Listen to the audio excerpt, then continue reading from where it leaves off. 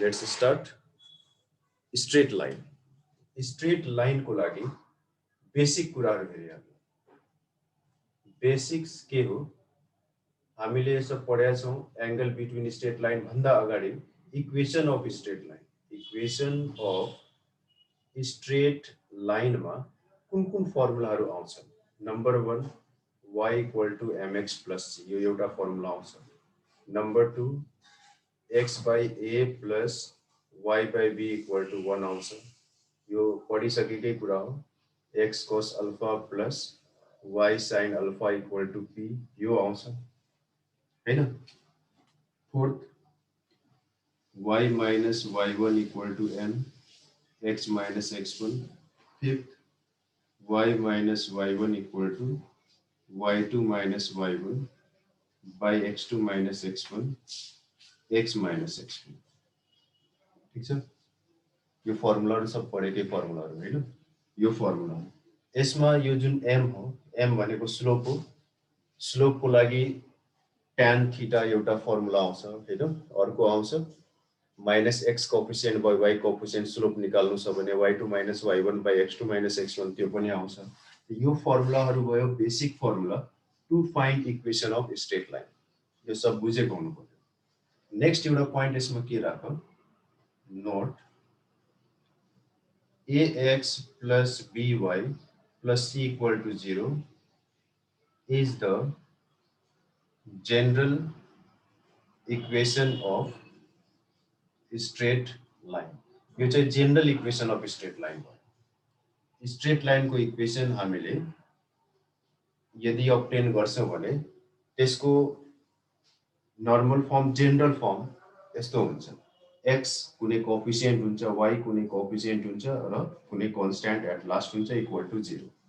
कुनै पनि फर्मुला को हेल्पले हामीले दिएको इक्वेशन को दिएको स्ट्रेट लाइन को इक्वेशन निकाल्छौं भने त्यसमा अब यदि m र c दिएको छ भने m र c को भ्यालुज राख्छौं, सिम्प्लिफाई गर्छौं, लास्टमा something into x plus something into y plus something = 0 आउँछ.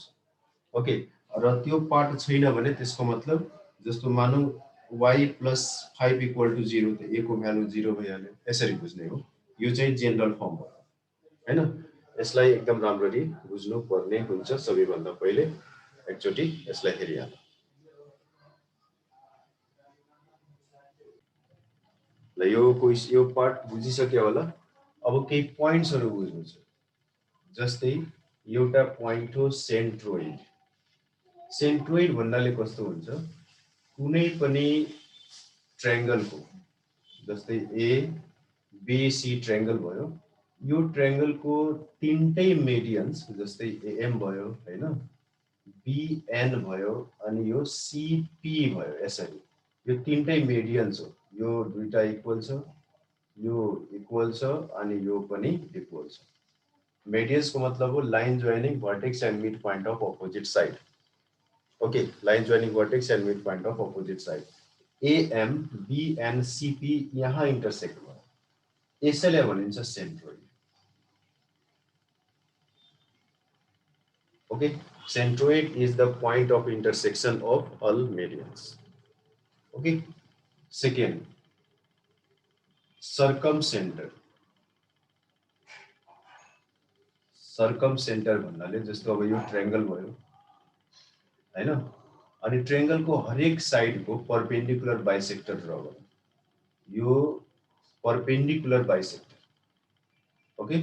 परपेंडिकुलर बाइसेक्टर भनेपछि जरुरी छैन कि त्यो भर्टेक्स को थ्रु पास हुन्छ. It depends upon triangle. Okay. यो ट्रायंगल यो जुन भर्टेक्स को थ्रु पास हुन पनि सक्छ. यो जुन यो हो परपेंडिकुलर बाइसेक्टर लाइन, यो यहाँ जान पनि सक्छ, यता पनि जान सक्छ, यता पनि जान सक्छ. त्यो जहाँ सुकै जाओस् हामीलाई त्योसँग अहिले फिलहाल मतलब भएन. यति बुझ्नु छ सर्कमसेन्टर को मतलब र सेन्ट्रोइड को मतलब. सेन्ट्रोइड यो भइहाल्यो. सर्कमसेन्टर को मतलब point of intersection of perpendicular bisectors of sides of triangle. Okay. यो जुन point हो यो भइहाल्यो सर्कम सेन्टर. क्लियर? पक्कै पनि क्लियर नै होला. थर्ड मा हेरौं. थर्ड मा अर्थोसेन्टर, अर्थोसेन्टर, अर्थोबाट परपेन्डिकुलर याद राख्नु। अब यो भनेको कस्तो हो, कुनै पनि ट्रायंगलमा यदि हामीले हाइट्स जब ड्र गर्छौं, okay, in every side from vertex, जस्तो यो भयो, राम्ररी बुझ्नु, यो ट्रायंगल हो, कुनै ट्रायंगल हामी नेम गर्न सक्छौं, यहाँ जे गरे पनि हुन्छ। यो जुन भर्टेक्सबाट परपेन्डिकुलर तानिराछौं, अब जरुरी छैन कि यो परपेन्डिकुलर मिड पोइन्टमा आओस्, ओके, आउन पनि सक्छ, नआउन पनि सक्छ। हरेक भर्टेक्सबाट ड्र गरिने perpendicular lines on opposite sides meet at a point, and that point is known as orthocenter. Okay, अब फोर्थ पॉइंट, यहाँसम्म एकदम क्लियरली बुझिहाल्ला कुरालाई। Fourth point, in centre.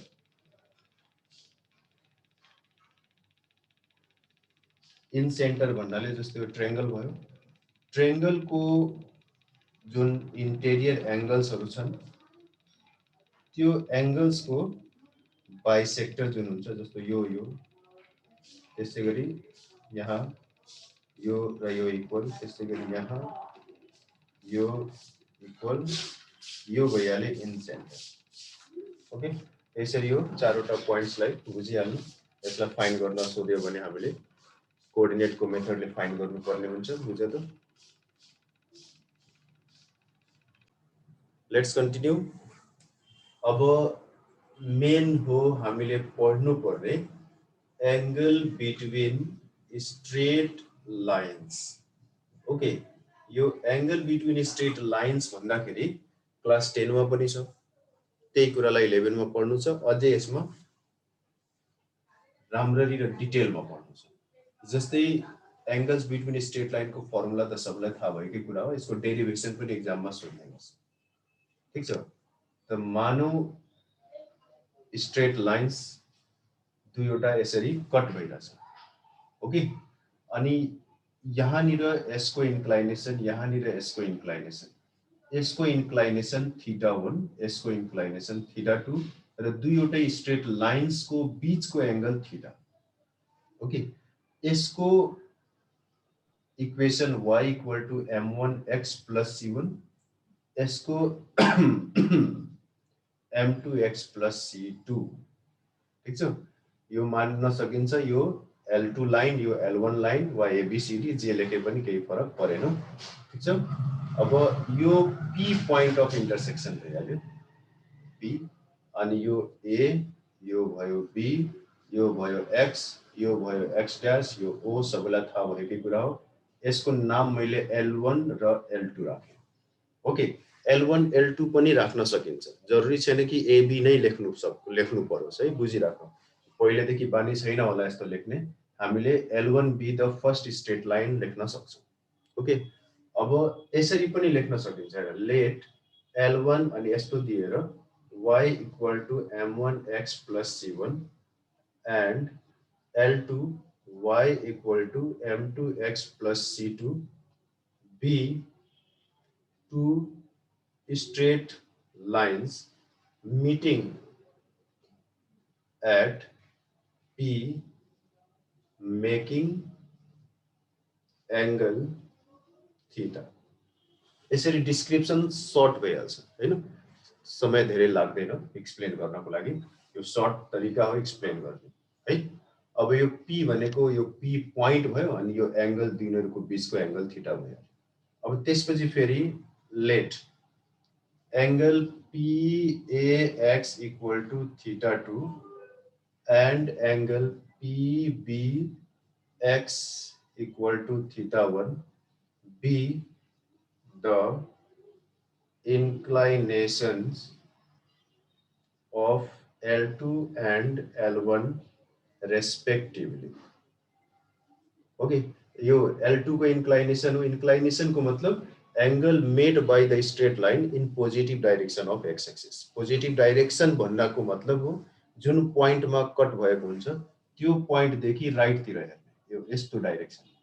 अब यो हैन, यो लेफ्टतिर भयो, यो राइटतिर भयो, यहाँ कट भयो पोइन्ट बी, राइटतिर हेर्ने, लेफ्टतिर नहेर्ने। राइटतिर हेर्दाखेरि θ1, यो राइट तिर हेर्दाखेरि θ2 यसलाई भनिन्छ positive direction of X axis ठीक छ पक्कै पनि so slope of L1 equal to tan θ1 is equal to M1 अब M1 कहाँबाट आयो यो L1 जुन लाइन हो त्यसको इक्वेसन यो हो र त्यसैको न यो M1 हो M1 त्यसैको यो M1 मतलब slope of the line whose equation is y equal to M1x plus C1 okay यो M1 is equal to tan of θ1 भइहाल्यो किनकि this is inclination and tangent of this inclination represents slope of this line ठीक छ त्यस्तै गरी slope of L2 equal to tan θ2 equal to M2 clear होला पक्कै पनि now in triangle PAB मा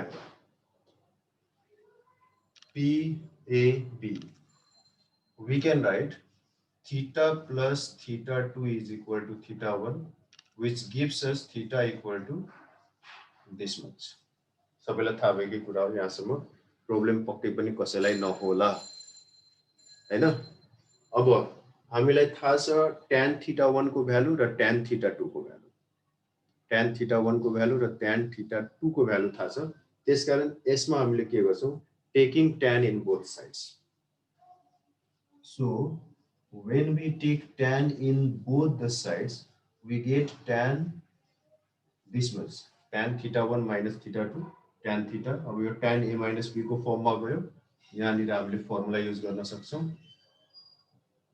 tan theta equal to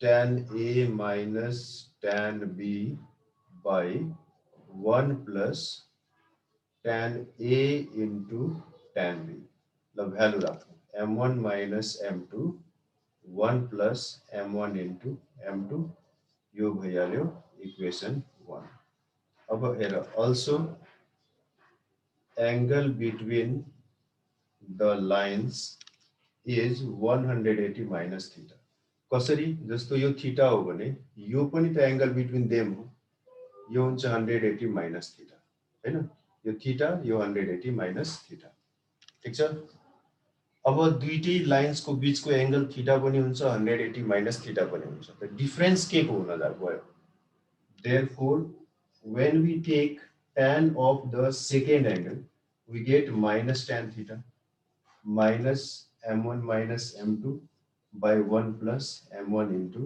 m2 यो equation 2 यो 1 र 2 मा डिफरेन्स जस्ट प्लस र माइनस को छ यसको मतलब हो हामीले प्लस लियौं भने एउटा एंगल आउँछ माइनस लियौं भने अर्को एंगल आउँछ हैन लास्टमा हामीले के लेख्न सक्छौं therefore tan theta equal to plus or minus m1 minus m2 1 plus m1 into m2 is the required angle between straight lines having slopes m1 and m2 बुझ्यो त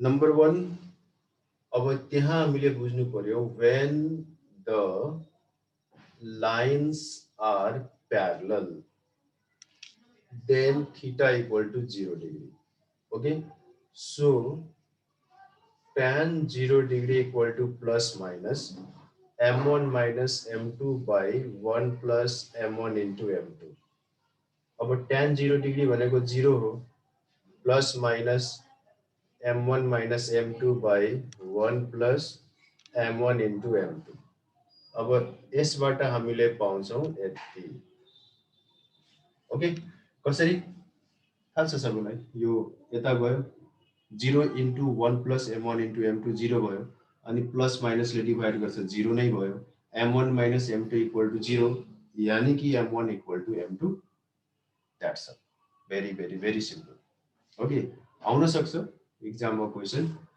obtain the condition when the straight lines are parallel whose slopes are m1 and m2 यसरी बनाउने हो okay वा त्यसैमा derive formula अनि त्यसैमा सोध्छ also write the or also obtain the condition when lines are parallel or perpendicular मा के गर्ने when the lines are perpendicular then theta equal to 90 degree. अब यहाँ बुझ्नु राम्ररी थीटा 90 डिग्री भयो. ओके 90 डिग्री भएपछि यो tan 90 degree plus minus m1 minus m2 by 1 plus m1 into m2. tan 90 degree को मतलब इन्फिनिटी हो. इन्फिनिटी में 1/0 आउँछ अनि 1/0 आएपछि यो 1/0 plus minus m1 minus m2 by 1 plus m1 into m2 last में हामीले पाउँछौं this is the required condition. m1 into m2 equal to -1. If straight lines are perpendicular, then n1 into m2 is equal to -1. Okay? यसलाई राम्ररी बुझिहाल्नु. बुझिरा होला सबैजनाले. अब यसमा दुईटा point अझै थपिराछु. Point number 3. Any line parallel to ax plus by plus c equal to 0 is ax plus by plus k equal to 0 where k is constant which is obtained according to condition of the problem. Okay, यो किन यस्तो भयो होला भन्दाखेरि यसको slope हेर, यसको slope हुन्छ माइनस a by b, यसको पनि स्लोप हुन्छ minus a by b. m1 बराबर m2 भयो यानी कि दुईटै लाइन्स प्यारलल भयो. सिम्पल. त्यस्तै गरी any line perpendicular to ax plus by plus c equal to 0 is bx minus ay plus k equal to 0. अब यहाँ m1 र m2 निकाल्छौ, दुईटैलाई जब मल्टिप्लाई गर्छौ आफै माइनस बनाउँछ. भन्नुको मतलब कुनै पनि स्ट्रेट लाइन को इक्वेसन निकाल्नु छ जुन कि परपेंडिकुलर टु गिवन लाइन छ भने हामीले यो फ्याक्ट को हेल्प लिन सक्छौं. ठीक छ, यतिलाई राम्ररी बुझ्नु पर्यो. सबैजनाले बुझिहाल्नु.